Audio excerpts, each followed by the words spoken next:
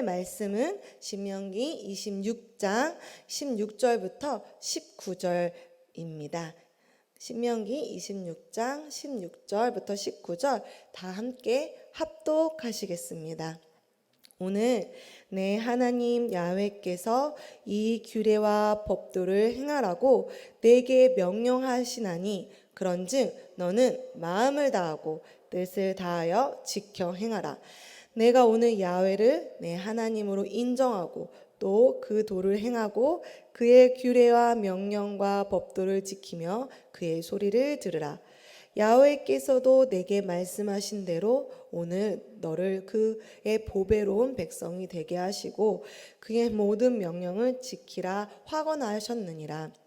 그런즉 야훼께서 너를 지으신 모든 민족 위에 뛰어나게 하사 찬송과 명예와 영광을 삼으시고 그가 말씀하신 대로 너를 내 하나님의 야훼의 성민이 되게 하시리라. 아멘. 오늘의 제목은 야훼의 성민이 되게 하시리라 라입니다. 할렐루야.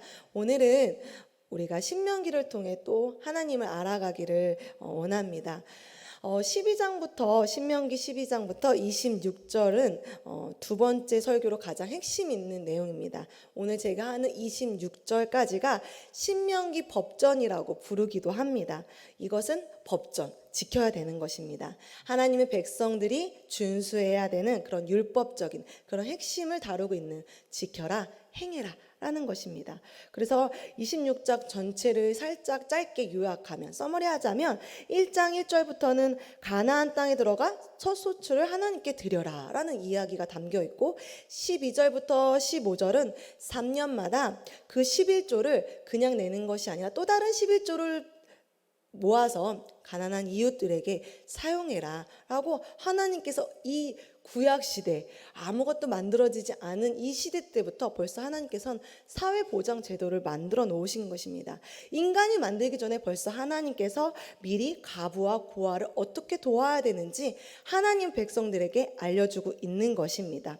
그래서 12절에 보면은 레인과 객과 고아와 가부에게 주어 내 성읍 안에서 먹고 배부르게 하라 라고 성경에 기록되어 있습니다.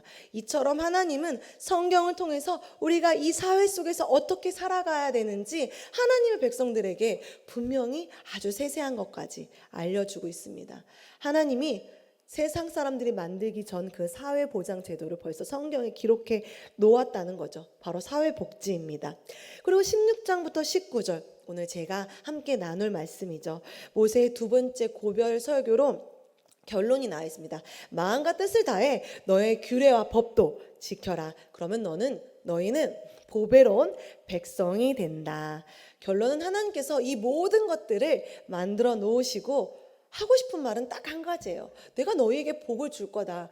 많은 복을 줄 건데 그래도 너네가 이 땅을 살아가면서 이 사회를 살아가면서 이것들을 좀 지켰으면 좋겠다라고 지켜 행하라 라고 말하고 있는 것입니다. 그런데 성도 여러분, 저는 여기서 한번 반문하고 싶습니다. 우리가 성경에 나온 이 모든 율법들을 다 지키고 살고 있나요? 살고 있을 수 있습니다. 그런데 신명기에 나온 율법을 떠나서 우리 토라 오경에만 나온 그 율법만 해도 613개입니다. 지킬 수 있나요? 그걸 다 읽어보면 내가 이걸 지켰나? 이것을 안 했나? 했나? 라고 의문할 수 있을 것입니다. 613개는 유대교에서 지키는 그 율법으로 출애굽 과정에서 광야를 떠돌아다니면서 기록한 모세오경, 창세기, 출애굽기, 레위기, 민수기, 신명기를 말하는 게 바로 모세오경을 세분화한 것입니다.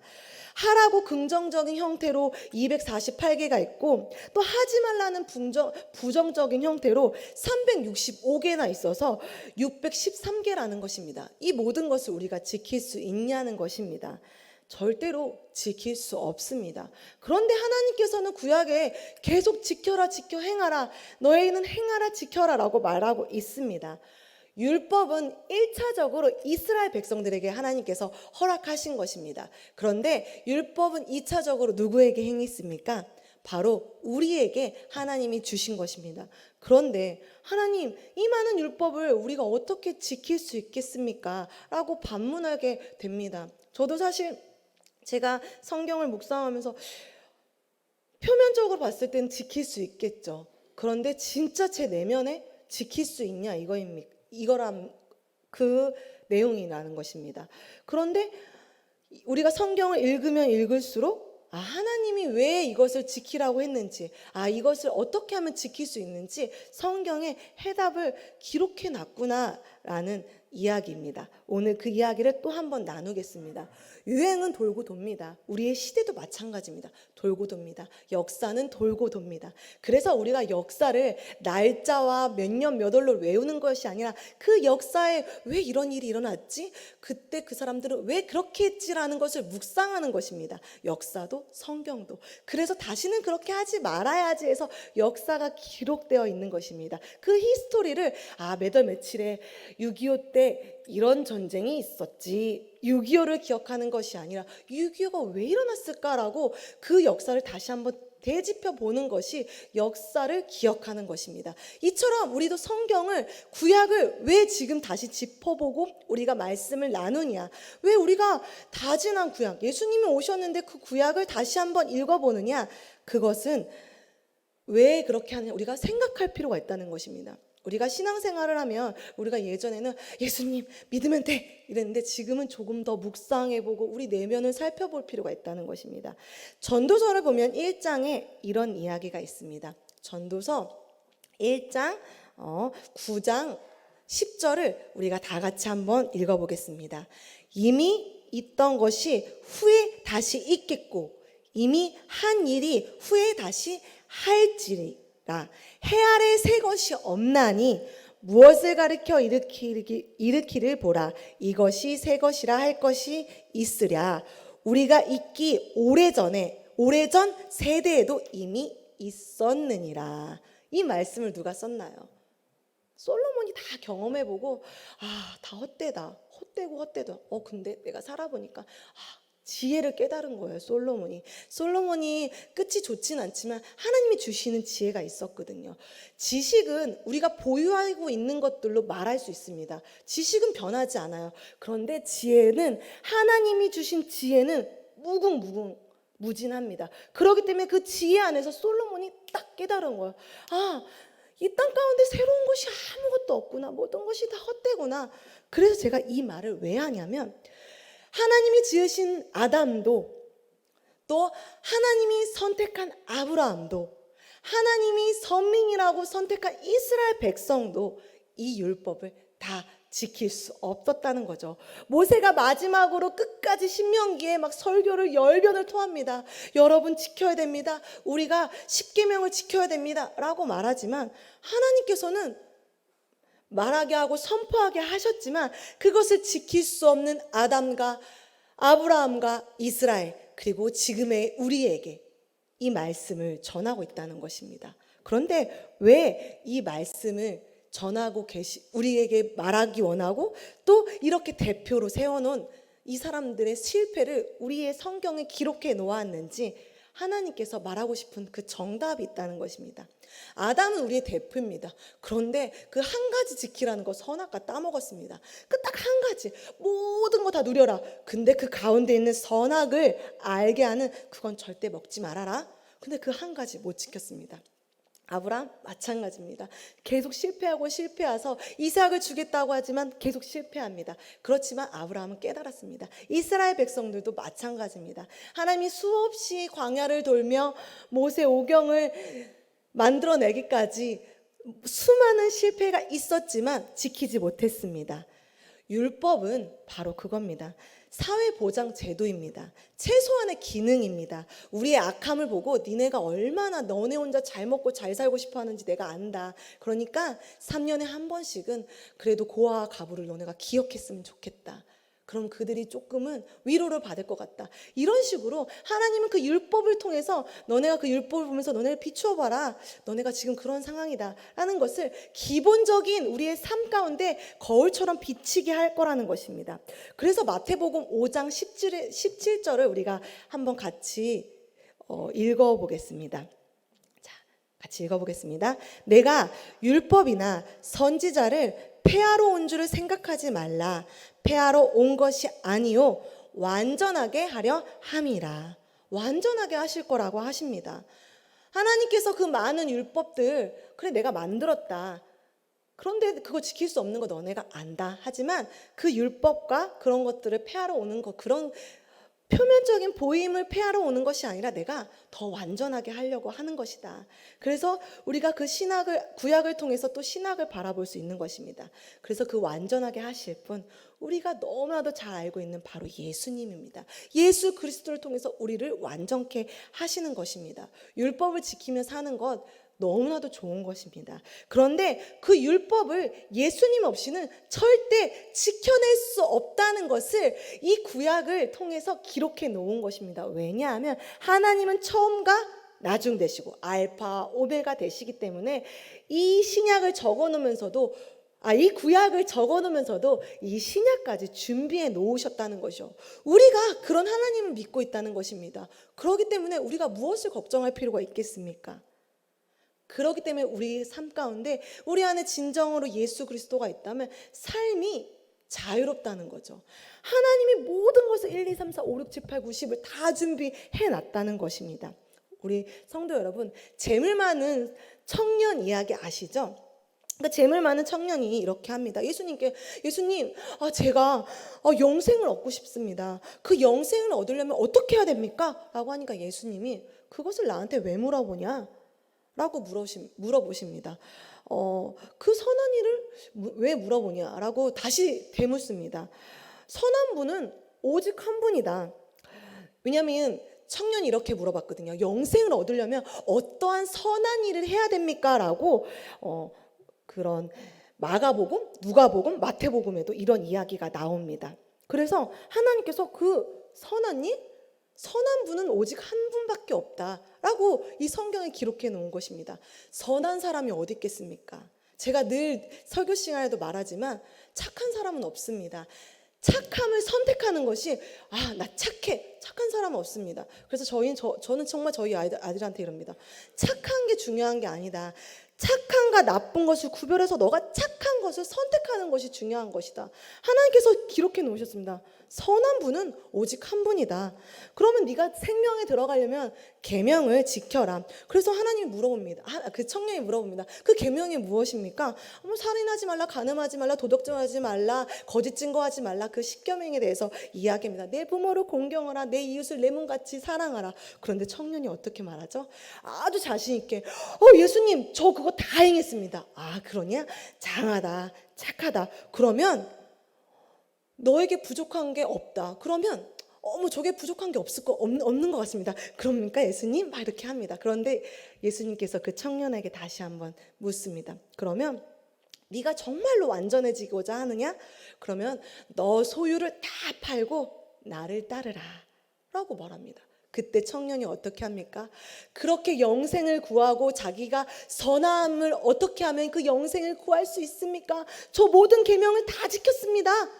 그런데 근심하고 떠납니다. 그래서 예수님께서 그렇게 말씀하십니다. 낙타가 바늘기에 들어가는 것이 부자가 하늘나라에 들어가는 것이 더 어렵다. 하나님은 여기서 부자가 되면 다 천국에 들어갈 수 없어. 이거를 말하고 있는 것이 아닙니다. 진짜 이 재물 많은 부자 청년이 그 내면의 영생, 그 내면의 정답을 찾지 못했기 때문입니다. 그래서 제자들이 이 말을 듣고 놀라고 다시 한번 예수님께 되묻습니다. 그럼 주님, 도대체 누가 구원을 얻습니까? 그런데 하나님께서 이 말씀을 하십니다. 예수님께서 이 말씀을 하십니다. 사람에게는 불가능한 일이다. 그러나 하나님은 모든 것을 가능케 할 것이다 라고 말합니다. 그 말씀이 준비되어 있으면 한번 띄워주실래요? 누가복음 16장에 이렇게 말하고 있습니다. 누가복음에도 나오고 마태복음에도 나오고 마가복음에도 나오죠. 한번 같이 읽어보겠습니다. 듣는 자들이 이르되 그런즉 누가 구원을 얻을 수 있느냐 이르시되 무릇 사람이 할 수 없는 것을 하나님은 하실 수 있느니라 라고 말씀하고 있습니다. 우리는 구원을 이룰 수 없습니다. 우리는 율법을 이룰 수 없습니다. 그런데 하나님께서 이 율법을 만들어 놓으셨지만 결국 정답까지 만들어 놓으셨다는 것입니다. 우리가 할 수 없지만 우린 다 불가능하다. 그런데 하나님께서는 모든 것이 가능하다. 결론은 우리가 지킬 수 없지만 우리 안에 계신 예수님을 통해서 우리가 이 모든 것을 지켜낼 수 있는 것이죠. 그것이 바로 은혜의 시대라는 것입니다. 우리는 지금 은혜의 시대에 살고 있습니다. 그 은혜를 받은 것을 누리고 나누고 베풀어야 되는 것입니다. 하나님이 선택한 그 대표들, 아담과 아브라함과 이스라엘 그 대표들이 실패할 것을 알았습니다. 그 실패 또한 하나님이 허락해 놓으신 거라는 것이죠.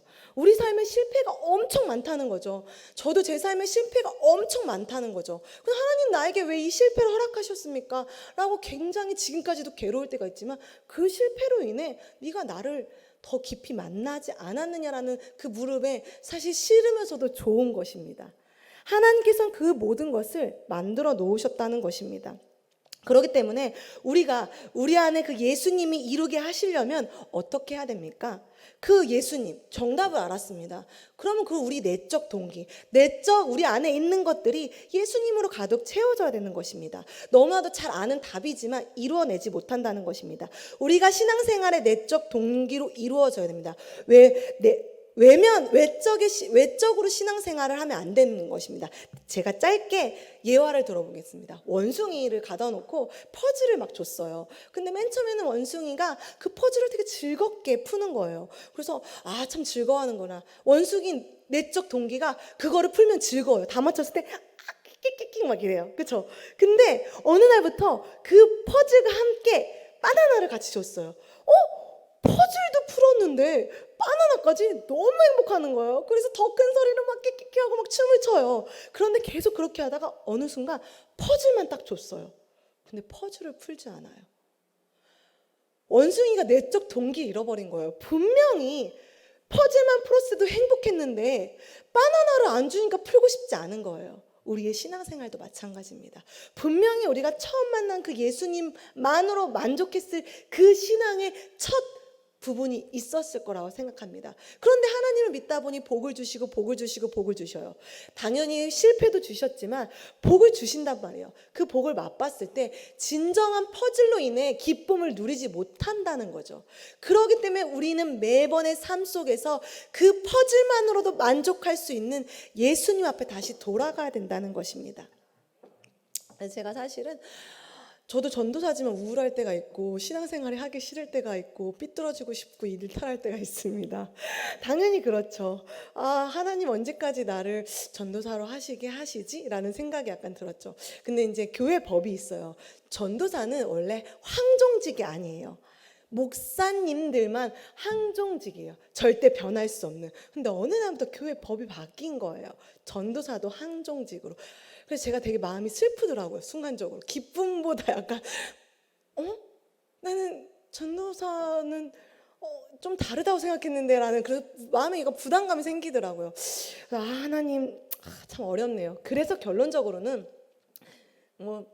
우리가 예수님 안으로 회복해야 된다는 거죠. 그래서 제가 저기 앉아서 어저께 가만히 앉아서 하나님 이러고 있었는데 예수 그리스도라는 마음이 드는 거예요. 예수님으로 우리가 계속 회복되는 그 훈련이 필요하구나. 이처럼 우리가 은혜를 받는다면 은혜 받은 자처럼 그 율법을 지켜진다는 거예요. 그냥 해진다는 거예요. 그게 바로 열매예요. 열매. 성령의 9가지 열매, 또 우리가 그 10계명을 10가지를 지킬 수 있다는 거죠. 사랑, 희락, 화평, 오래 참음, 자비, 양성, 충성, 온유, 절제.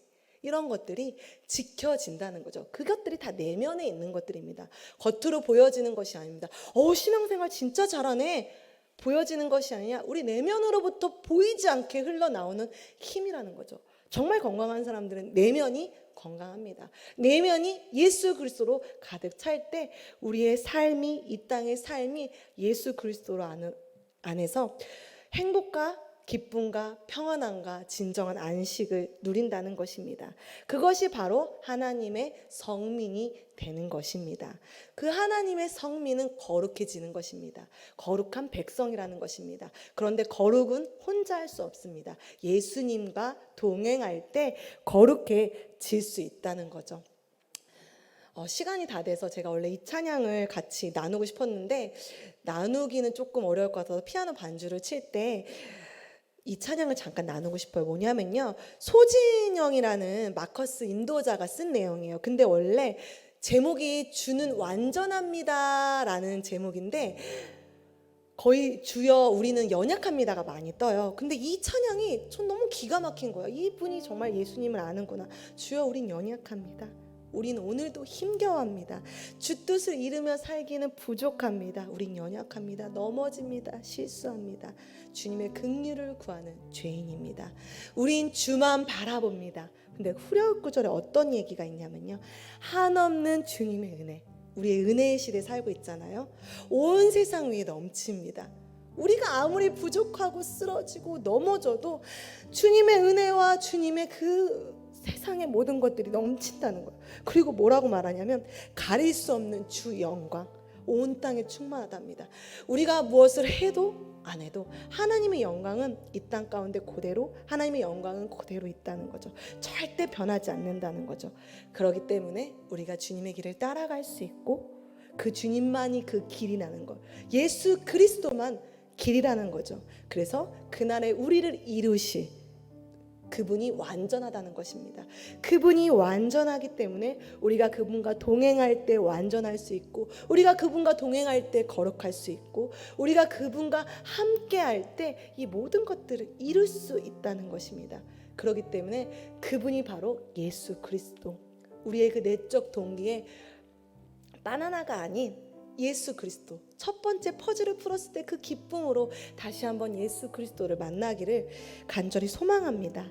신명기 26장 19절 한번 계속 읽어볼게요. 같이 한번 읽어보겠습니다. 그런즉 야훼께서 너를 지으신 모든 민족 위에 뛰어나게 하사 찬송과 명예와 영광을 삼으시고 그가 말씀하신 대로 너를 내 하나님 야훼의 성민이 되게 하시리라. 오늘 제목이었죠. 야훼의 성민이 되게 하시리라. 하나님의 찬송, 하나님의 명예, 하나님의 영광이 되시는 하나님의 그 거룩한 백성들이 되시기를 주님의 이름으로 소망합니다. 오직 예수님만 바라보기를 간절히 소망합니다. 기도하겠습니다. 하나님 감사합니다. 우리의 힘으로 아무것도 할 수 없습니다. 우리는 매일 넘어지고 매일 쓰러지고 넘어집니다. 우리 안에 공허함과 우리 안에 채워지지 않는 이 수많은 것들이 우리를 괴롭게 합니다. 우리를 보면 볼수록 우린 여전히 연약하고 부족한 것 투성입니다. 알면 알수록 부족하고 알면 알수록 정말 예수님 없이는 살아낼 수 없습니다. 우리에게 성경을 주신 것은 그 성경을 통해서 너희가 얼마나 부족한지, 너희가 얼마나 연약한지, 너희가 얼마나 죄인인지 그 성경의 율법을 통해 우리를 깨닫게 알기 위함입니다. 그것을 깨달았을 때 우리가 예수 그리스도가 보인다는 것을 기억하게 하시고 우리 안에 그 내적인 요소가 오직 예수 그리스도로 가득 채워지게 하여 주시옵소서. 예수 그리스도로 가득 채워졌을 때 우리의 필요와 우리의 모든 것을 아십니다. 우리의 아픔, 우리의 물질의 부족함, 가정의 어려움, 우리의 질병으로 인한 고통, 자녀로 인한 고통, 남편과 부인으로 인한 고통, 모든 삶의 문제가 예수 그리스도 앞에서는 자유함을 얻습니다.